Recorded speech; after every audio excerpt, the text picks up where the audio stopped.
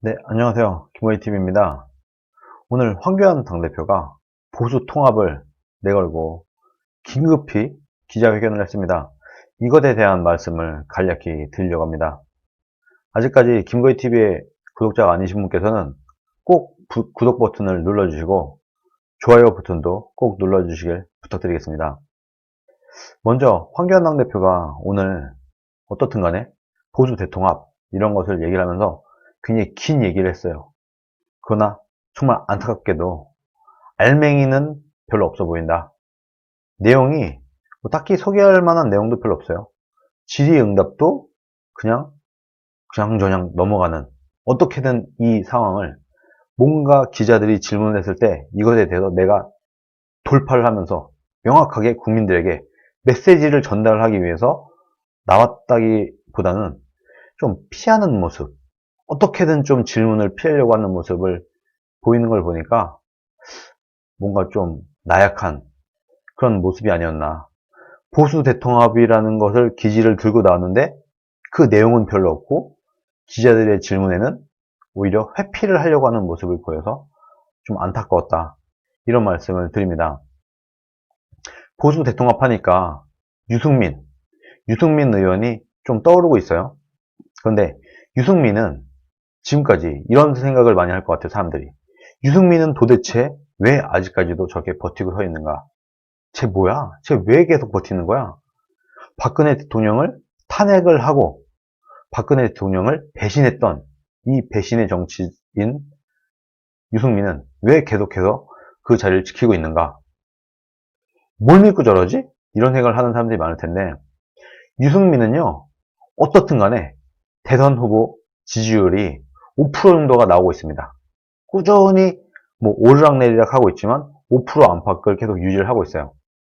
이 5%의 힘이 어마어마한 겁니다. 생각보다. 만약에 좌우 대결로 대선을 치르게 되잖아요. 그러면은 이 5% 때문에 좌파가 집권을 하느냐, 우파가 집권을 하느냐, 이게 판가름이 나게 됩니다. 유승민은 본인이 본인의 능력으로 대통령이 될 수는 없어 보여요. 지금 이 순간, 이 시점에서 볼 때 유승민이 대통령이 되는 그림은 도저히 나오지가 않습니다. 그러나 유승민은 좌우 대통령을 바꿔버릴 수 있는 그 정도 영향력은 갖고 있습니다. 말하자면 원래는 우파가 대통령이 되어야 되는 상황에서 유승민이 들어감으로써 5%를 뺏어옴으로써 좌파 정부가 집권하게 할 수 있는 그 정도 힘은 갖고 있다. 본인이 대통령이 될 만한 힘은 없지만 우파 대통령을 끌어내릴 수 있는 이 정도의 힘은 있기 때문에 이 힘이 생각보다 크다. 여기에 영향력이 생각보다 크기 때문에 어떻게 보면 우파 진영에 있어서는 굉장히 좀 눈의 가시 같은 그런 존재로 보이기도 합니다. 그러나 어떻든 5%의 나름대로의 그 골수 지지층, 그 팬들을 확보하고 있는 것에 틀림없습니다. 그런데 유승민은 제가 오늘 정확히 느낀 게 유승민은 분명히 한국당은 도저히 물갈이, 혁신, 개혁을 하지 못하고 실패할 것이다 라는 확신을 갖고 있었던 것 같습니다. 그걸 믿고 있었던 거예요. 아, 한국당이 만약에 한국당이 혁신을 하고 개혁을 하고 변화를 해서 그야말로 기존의 한국당 내 기득권 세력, 한국당에서 정말 힘을, 권력을 쥐고 흔들던 이런 사람들이 물갈이가 되고 새로운 사람들로 채워지게 된다고 하면은 유승민은 그냥 사라지는 정치인이 될 수밖에 없습니다. 개혁보수니 뭐니 이런 얘기를 떠들고 있는 게 유승민인데 자유한국당이 개혁이 되고 개혁에 성공을 하는 순간 유승민의 존재감은 거의 사라져 버려요. 이 지지율 5%가 거의 사라져 버리게 될 수밖에 없습니다. 자유한국당이 개혁을 하게 되면은. 그러나 개혁을 못할 것을 알았을 겁니다.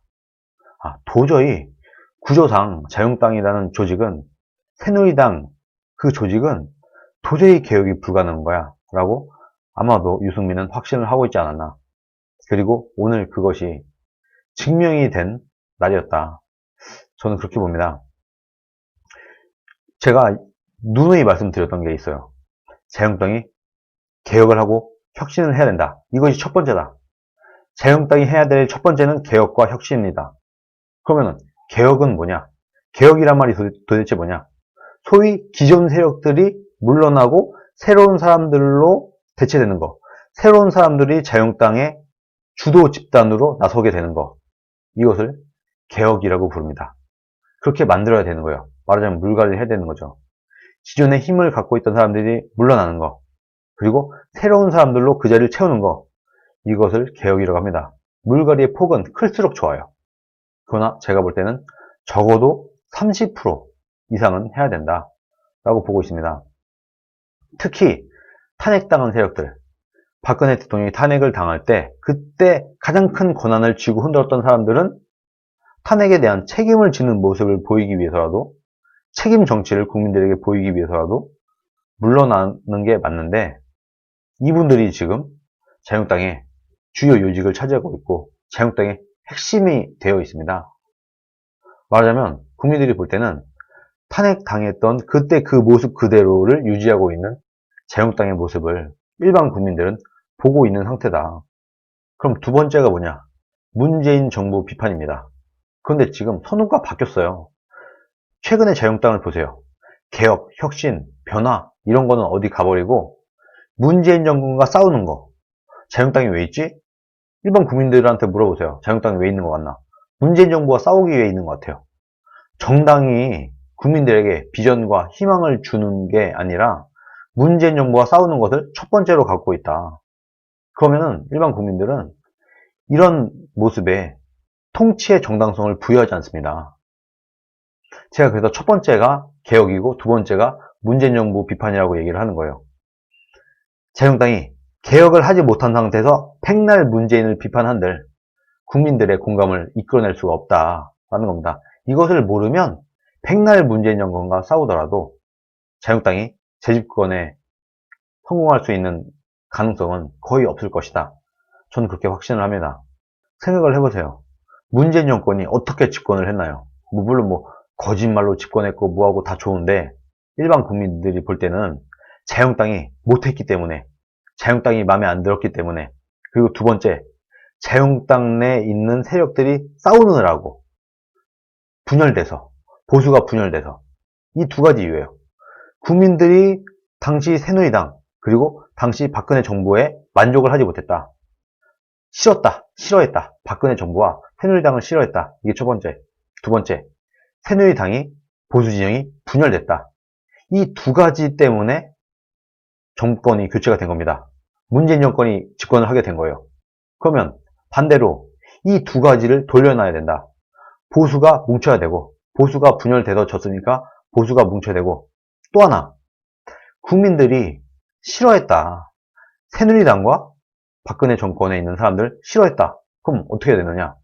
이 사람들이 변화를 해야 된다. 가장 좋은 거는 그때 그 주도 세력들이 바뀌는 모습을 국민들에게 보여줘야 된다. 그래서 이제는 옛날에 그 자유한국당이 아니구나.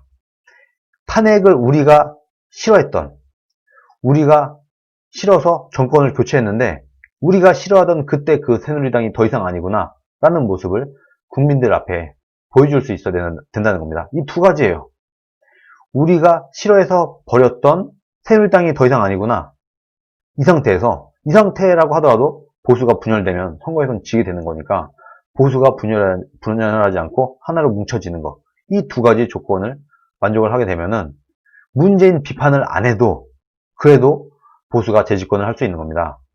그래서 개혁, 변화, 혁신 이게 첫 번째다. 이것 없는 문재인 정부 비판은 의미가 적다. 이거에 대한 것을 먼저 자유한국당에 있는 사람들이 이해를 해야 된다. 오늘 황교안 당대표가 갑자기 긴급 기자회견을 한 이유는 제가 볼 때는요, 여러 가지 이유가 있겠지만 가장 큰 이유는 지금 황교안 체제의 자유한국당이 흔들리고 있다. 그리고 조국 사태 이후에 조국 때문에 원래 흔들리고 있었어요. 황교안 당대표가 흔들리고 있었는데 조국 사태가 일어나는 바람에 황교안 당대표가 어쨌든 삭발이라도 할 수 있는 기회를 얻었고 그 바람에 어떻게 보면 당대표의 권한이 좀 연장이 됐는데 이것이 지나가면서 조국이 사퇴를 하게 되면서 조국 사태가 잠잠해지게 되면서 또다시 황교안의 리더십 얘기가 나오면서 흔들리게 됐다. 이것을 또 어떻게든 덮기 위해서 보수 통합론을 들고 나온 게 아닌가. 저는 그렇게 보입니다. 이런 식의 위기 극복용, 그런 이벤트적인 이런 방식으로는 국민들의 공감이나 국민들에게 감동을 줄 수가 없어요. 국민들이 다 느낍니다. 왜? 메시지에 멘트가 없어요. 우리 국민들이 볼 때 오늘 긴급 기자회견이라고 해놨는데 알맹이가 없어. 감동이 없어. 뭔가 와닿는 게 없어. 아, 자유한국당이 앞으로 어떻게 하려고 하는구나. 황교안이 일반 국민들에게 던지는 메시지가 뭐구나. 라는 게 와닿는 게 없는 겁니다. 그러면서 오늘 그럼 이 기자회견을 왜 했지? 갑자기 긴급하게? 하는 생각이 들면서 자연스럽게 저 같은 사람 눈에는 이렇게 보이는 거예요. 아, 그러면은 뭔가 지금 흔들리니까 이걸 덮기 위해서 뭔가 해야함을 느껴서 보수 대통합을 이제라도 들고 나온 게 아닌가. 이런 식으로 보인다는 겁니다. 보수 대통합 정말 중요한 것이면 틀림이 없습니다. 그러나 그에 앞서서 개혁, 물갈이, 혁신이 먼저 있어야 된다. 그것 없는 보수 대통합, 그것 없는 문재인 정권 비판은 메아리에 불과하다. 국민들에게 감동을 주거나 국민들에게 비전을 줄 수가 없다. 그리고 지금 자유한국당의 정치인들이 정말 착각하지 말아야 될 게 내가 하고 싶은 말을 해서는 안 돼요. 정치인은 내가 하고 싶은 말을 하기보다는 국민들이 듣고 싶어하는 말을 해야 된다. 국민들에게 비전, 희망 이런 메시지를 전달할 수 있어야 된다.